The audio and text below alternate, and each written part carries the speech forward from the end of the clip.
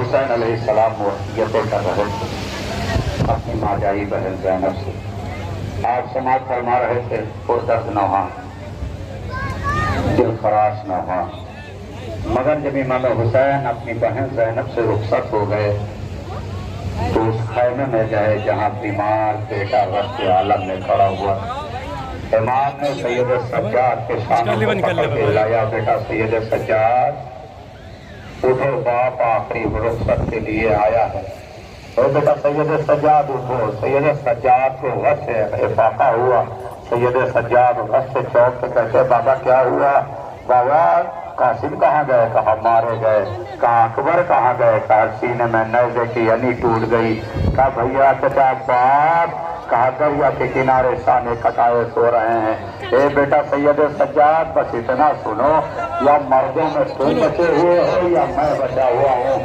اے بیٹا سید سجاد وصیتیں کرنا شروع کی. یہاں پہ یہ حدیث کہتے ہیں کہ امام حسین نے کہا اور ایک وصیت ہے میری اے میرے جانی، اور ایک وصیت ہے میری اے میرے جانی، کرنا نہ فراموش میری تشنہ دہانی.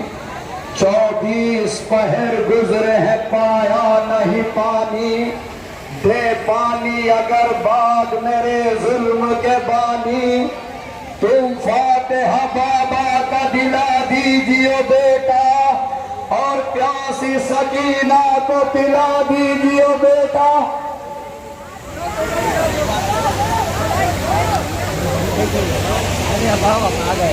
امام حسین علیہ السلام نے وصیتیں کی. امام حسین وصیت کر کے میدان کربلا کے سمت چلے. عزاداروں تاریخ لکھتی ہے کہ حسین حملوں پہ حملے کر رہے تھے. کبھی قاسم کو آواز دے رہے تھے، کبھی اکبر کو آواز دے رہے تھے، کبھی محمد کو آواز دے رہے تھے.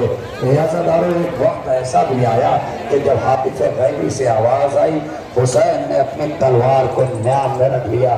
جیسے ہی حسین نے اپنی تلوار کو نیام میں رکھا نا، زہرا کا لال نرغہ عادہ میں گر گیا. اب کیا تھا؟ کوئی تیروں سے حملہ کرتا تھا، کوئی تلواروں سے حملہ کرتا تھا، کوئی تیروں سے حملہ. جس کے پاس کچھ نہیں تھا وہ جھولیوں میں پتھر بھرے ہوئے حسین پہ مار رہے تھے.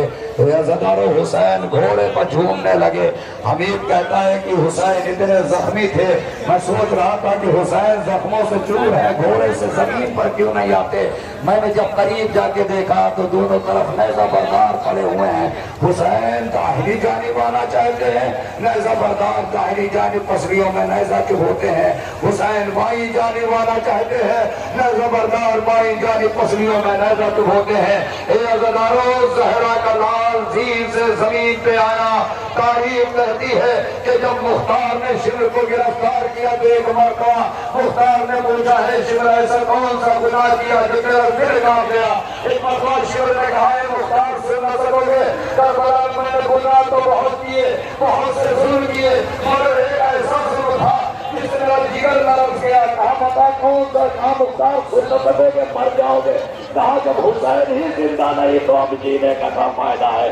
اے عزاداروں ایک مرتبہ شمر نے کہا اے مختار جب میں حسین کے سر و تن میں جدائی کرنے کے لیے جا رہا تھا میرے خنجر میں بڑی تیز دھار تھی، میں نے ایک پتھر پہ پٹک پٹک کے اپنے خنجر کو کند کیا.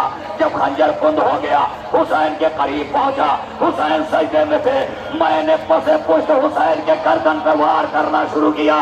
پہلا وار کیا حسین نے آواز دی اماں، دوسرا وار دیا حسین نے کہا بھیا ماتم کریں گے ماتم کریں گے. تیسرا وار دیا حسین نے کہا اماں. چوتھا وار کیا حسین نے کہا نانا. پانچواں وار کیا آیا ہے بلکہ ذرا بوسے لے لو اور وہ مجھے ذرا کاٹے دے دو، اس لیے کہ حسین نے تنہا کیسے کیسے لاشیں اٹھائی ہے۔ عزیزانو، یہ اولاد عقیل کے تابوت ہے، اولاد عقیل کے تابوت۔ پتا ہے کہ جعفر بن عقیل ہے، محمد بن سعید بن عقیل ہے، عبداللہ بن عقیل ہے، اس میں سے 2 حسین کے بھائی ہیں، ایک حسین کا بھتیجا ہے، بھتیجے کا نام محمد بن سعید بن عقیل ہے۔ لکھا ہے یہ سب آقا کی نصرت میں جام شہادت نوش کرتے رہے، حسین ایک ایک کر کے جنازہ لاتے رہے، مگر تم نے بڑی آسانی سے سن لیا اور بہت سکون سے سن لیا کہ یہ حسین کے بھائیوں کا جنازہ ہے۔ یقیناً یہ حسین کے چچازاد بھائیوں کا جنازہ ہے، لیکن جملہ پڑھو، اب 4 جنازے اور آئیں گے جو محمد کے لاشوں پر ڈوبی نہیں زینب، رکھ لیا دل پہ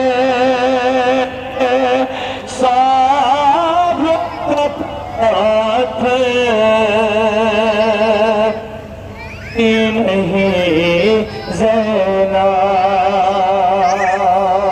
نازک نازک سے جسموں پر